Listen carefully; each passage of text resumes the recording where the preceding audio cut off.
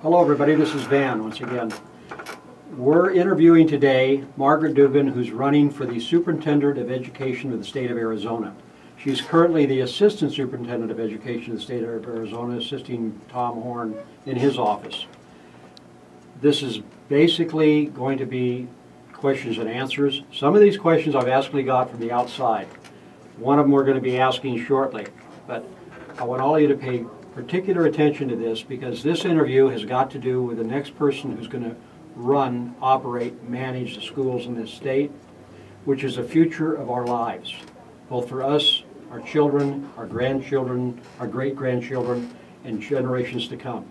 The education these kids get affect lives for generations.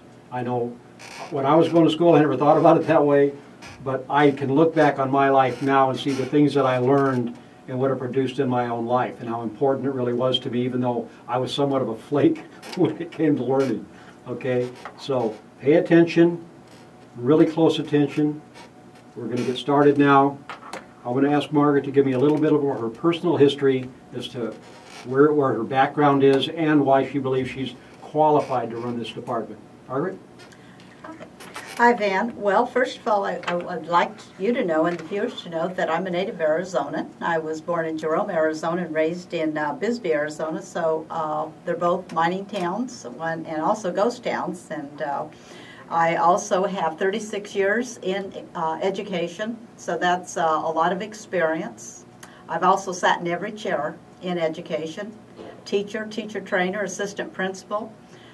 Principal for 10 years at Glendale High School. I was also a district administrator. Now I'm currently the deputy superintendent down at the State Department of Education, second in command. So I do have experience in the educational systems in Arizona. So I believe I am the most qualified on both sides, Republican and Democrat, to be the next superintendent of public instruction. All right. One of the things we want to talk about is school choice. Now, where I'm from, that means that the parent actually has the ability to choose which school their child goes to if they're in an area where they say have a school system that isn't working real well. My question and some listeners' questions are, if this program was implemented, is your office able to mandate this statewide and enforce it? Or is it just something you can put out there and hope that the school districts follow it? Currently, we do have what we call open enrollment, where parents do have the choice to send their children to any school in the state.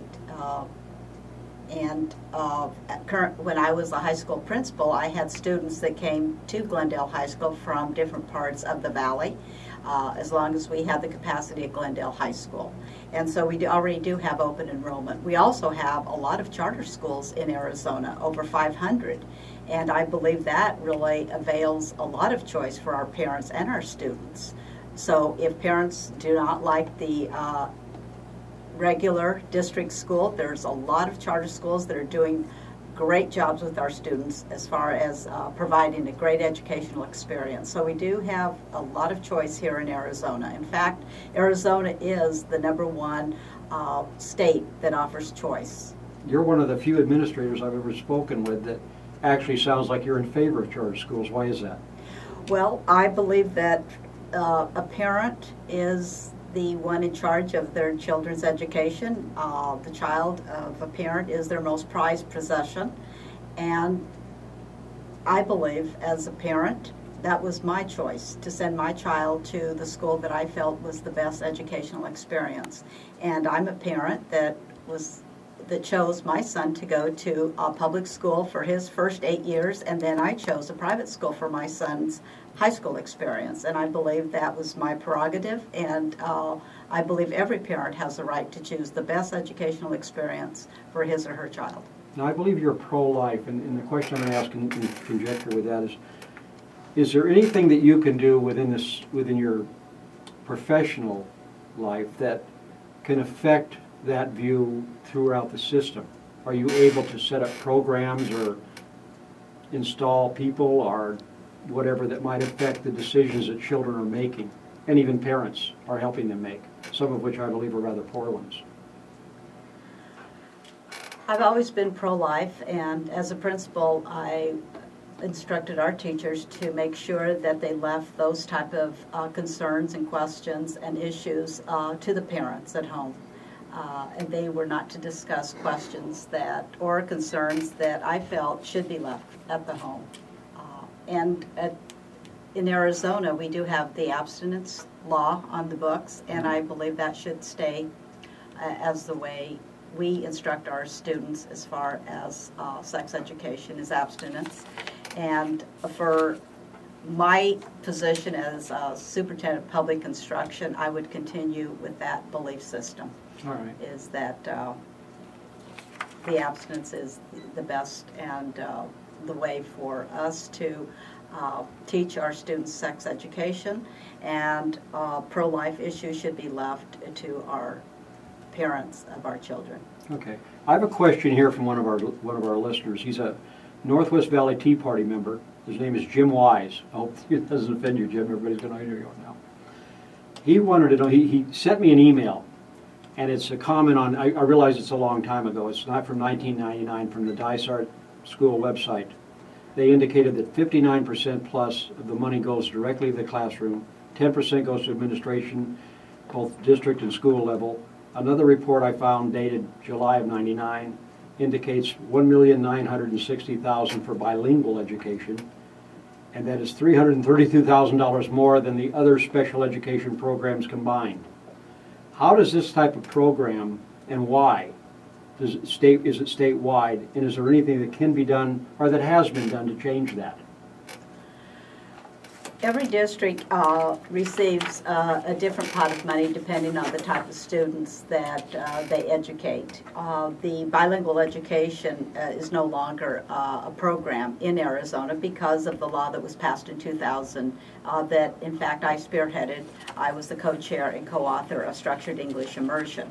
But the state does allocate funds for English language learners in the tune of about $350 per child to instruct these children in English.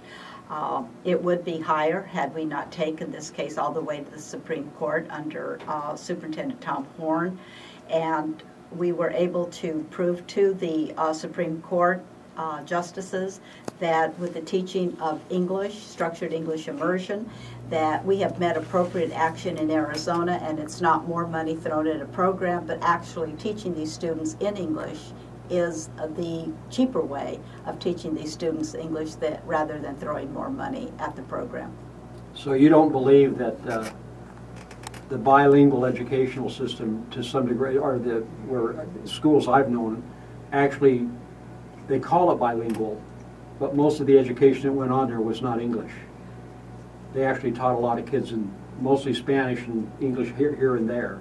But the immersion program is now working well in Arizona? Yes, the English immersion program since 2000, when we passed that law in 2000, we at the Department of Education now monitor every school throughout Arizona to make sure that these schools are teaching our kids in English using English materials. And we are now finding that our students are learning English in a year to 2 years. In fact, our last monitoring, we had close to 30% of our kids moving into the mainstream. We have implemented a very focused 4 hours of structured English immersion, 1 hour of speaking, listening, 1 hour of reading, 1 hour of writing, and 1 hour of grammar. And we are finding out that basically if you teach kids English, they will learn English.